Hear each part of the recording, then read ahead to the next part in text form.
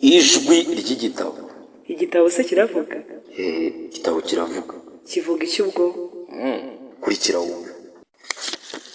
Ijwi ry'igitabo ni ikiganiro kikugezaho inkuru zo mu bitabo bitandukanye. Kumwe na Ogi.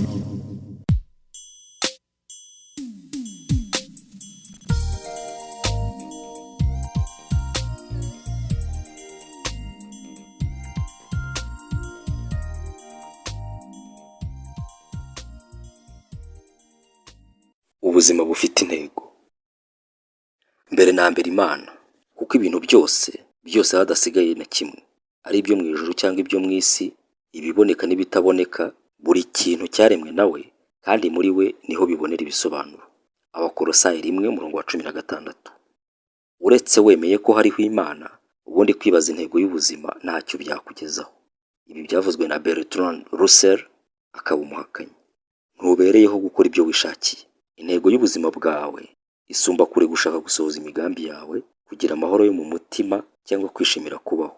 Isumba kure umuryango wawe, umurimo ukora cyangwa ibyifuzo byawe n'ibyo wimirije imbere byose. Niba ushaka kumenya icyatumye uri ku isi, ugomba gutangirira ku Mana. Wavutse kuko yabigambiriye kandi uvuka ngo usohoze imigambi yayo. Intego y'ubuzima yabereye abantu amayobera kuva imyaka ibihumbi n'ibihumbi, ariko byose biterwa n'uko iteka dutangira dushakira ahatariho twirebaho, tubaza ibibazo bitugarukaho ngo ese ndashaka kuba iki? Ese ubuzima bwanjye nzabukoresha iki?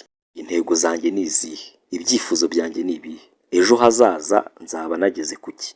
Ariko kwirebaho ntabwo bizigera biduhishurira intego z'ubuzima bwacu. Bibiliya iravuga ngo Uwiteka niwe uyobora ubuzima bw'ibyo yaremye byose. Ubuzima bw'umuntu wese buri mu butware bwe. Nubwo ariko ibitabo bigurwa na benshi bivuga, na sinema ndetse n'amahugurwa menshi akaba ariko yigisha, ntabwo uzigera utahura intego y'ubuzima bwawe uyishakira muri wowe. Kenshi twagiye tunagerageza, kuko atari wowe wiremye, ntushobora kwisobanurira icyo waremewe. Guhereje igikoresho gihimbwe vuba utigeze ubona na rimwe, ntabwo wakwisobanurira icyo cyakorewe, kandi nacyo nticyashobora kukubwira icyo cyakorewe.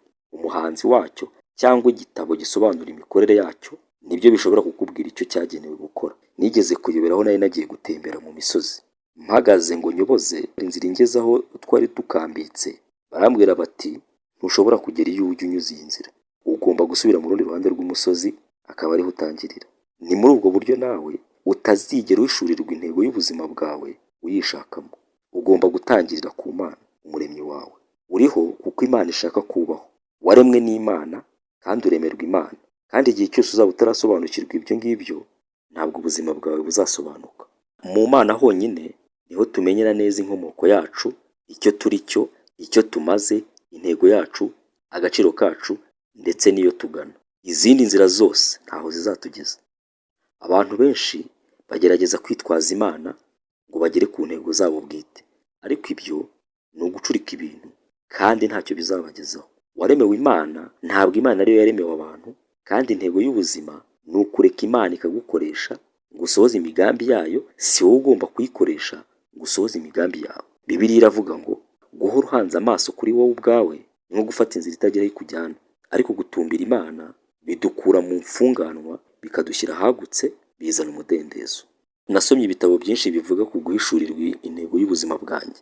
Byose wabishyira mu murongo w'ibitabo byigisha kwirwanaho, kuko byigisha bihereye kuri wowe ubwawe.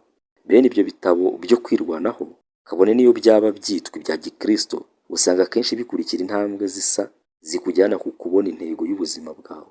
Birakubwira ngo banza utekereze ibyo ushaka kugeraho byose, usobanure neza ibyo uha agaciro kuruta ibindi, wihe intego, umenye neza ibyo uzi gukora neza, wihe intego ziri hejuru, uhaguruke uziharanire, uzirikane kugira gahunda, wizere ko nta kizakubuza kugera ku ntego wihaye, kandi ntuzigere ucogora.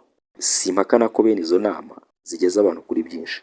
Intego yose wihaye mu buzima ushobora kuyigeraho uramutse uyishyizeho umutima wawe wose, ariko kugera kuri byinshi no gusohoza intego z'ubuzima bwawe ntabwo ari kimwe.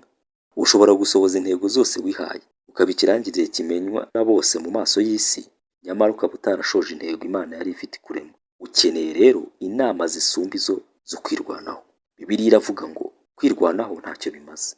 Kwitanga nk'igitambo niyo nzira yonyine, niyo nzira yanjye yo kubona ubugingo nyakuri. Iki gitabo ntabwo kiri mu rwego rw'ibitabo byigisha kwirwanaho. Ntabwo ari igitabo kizakwigisha uburyo bwo guhitamo akazi keza cyangwa uburyo bwo gusohoza inzozi zawe cyangwa uburyo bwo gutegura ubuzima bwawe. Ntabwo kizakwigisha amayeri yo gutsindagira imirimo myinshi muri gahunda imaze kukubana nyinshi. Ibiramambo kizakwigisha uburyo bwo gukora bike mu buzima wita cyane ku by'ingenzi biruta ibindi. Ni igitabo kiguhugurira kuba icyo Imana yakuremeye kuba cyo. Wayishyurirwa ute rero intego Imana yari ifite ikurema? Ufite uburyo bubiri bwo guhitamo. Bumwe muri bwo ni ugushakisha nk'ukora ubufindo. Icyo ni cyo abantu benshi bahitamo. Baracishiriza, bagafora, bakajya impaka. Iyo abantu bavuga ngo njye numvaga ko ubuzima ari ukugira gutya cyangwa kuriya, baba bashaka kuvuga ngo ibyo nibyo nagerageje gukekeranya ntacyo nsize inyuma. Imyaka ibihumbi n'ibihumbi abahanga mu gutekereza bagiye impaka ndetse bagerageza gushaka ibisobanuro by'ubuzima. Ubuhanga mu gutekereza ni ngombwa kandi bufite umumaro wabo, ariko iyo bigeze ku gutahura intego z'ubuzima n'abahanga baminuje baba bashakisha. Dr. Hugh Moorhead, umwarimu w'ubuhanga mu gutekereza muri kaminuza ya Illinois y'Amajyaruguru, yigeze kwandikira abanyabwenge barimo abahanga mu gutekereza, abashakashatsi, abanditsi n'abandi bantu b'intiti, arababaza ati mubona intego y'ubuzima ari iyihe? Nyuma aza kwandika mu gitabo ibisubizo bagiye bamuha. Bamwe bagerageje gucishiriza uko babyumva, abandi bamwemerera ko ubundi batari barigeze batekereza, ariko ko bahimbye igisubizo ubuzima bakabuha intego. Abandi bamubwiza ukuri ko nta gisubizo bafite. Benshi muri abo banyabwenge bashyizeho akarusho ko gusaba Moorhead kubandikira abasubiza, akababwira niba yarashoboye kubona intego y'ubuzima. Imana ishimwe ko hari ikindi gisubizo kitari gushakisha agaciro k'intego y'ubuzima. Igisubizo kibonerwa mu guhishurirwa. Dushobora gushakira mu by'Imana yavuze ku buzima mu ijambo ryayo. Uburyo bworoshye bwo kumenya umumaro w'ikintu ni ukubaza uwagihanze. Ni nako byagombye kugenda ku buzima bwawe. Niba ushaka kumenya intego yabwo, baza Imana. Ntabwo Imana yadushyize mu rujijo n'umwijima ngo duhore twibaza kandi dushakisha. Imana yahishuye neza intego 5 z'ubuzima bwacu ikoresheje Bibiliya. Nicyo gitabo cy'uwaduhanze gisobanura neza icyo tubereyeho, uko ubuzima bukora, ibyo tugomba kwirinda n'ibyo tugomba gutegereza biri imbere hazaza. Bibiliya isobanura neza ibyo bya bitabo byigisha kwirwanaho cyangwa n'ibindi by'abahanga batashoboraga kudusobanurira. Bibiliya iravuga ngo ubwiru bw'Imana bugera imbere mu migambi yayo. Ntabwo buduhishurira iby'iki gihe gusa, butubwira n'ibyahise, iby'Imana yashyiriyeho mbere y'ibihe kuzaduhesha ubwiza buruta ubundi.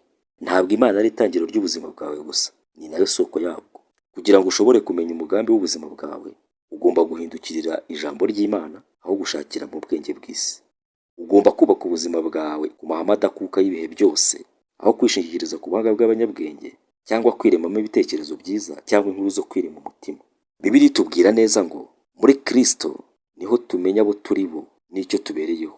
Kera tutari twumva ibya Kristo ngo duhabwe ibyiringiro, yari yaratumenye tugenera kuzabaho mu bwiza, ngo isohoze umugambi ikorera muri buri kintu na buri muntu.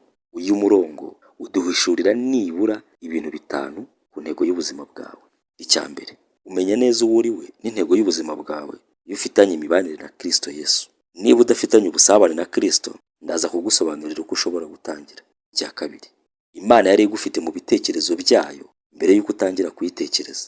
Imigambi yayo ku buzima bwawe yariho mbere y'uko usamwa mu nda. Imana yayiteguye mbere y'uko ubaho itabanje kukugisha inama. Ushobora kwihitiramo akazi ukora, ukihitiramo uwo muzubakana urugo, ugahitamo uburyo ukoresha igihe cyawe ndetse n'ibindi byinshi byerekeye imibereho yawe. Ariko ntabwo ushobora kwitoraniriza intego y'ubuzima. Intego y'ubuzima bwawe iri mu rundi rwego rwa gahunda ndende y'ibyaremwe byose. Gahunda Imana yashyizeho isi itari yabaho. Nibyo iki gitabo kikubwira. Umwanditsi w'Umurusiya Andrei Bitov yakuriye mu butegetsi bw'abakomuniste bahakanaga Imana. Ariko umunsi umwe ubwo yari yihebye, Imana iramwihishurira.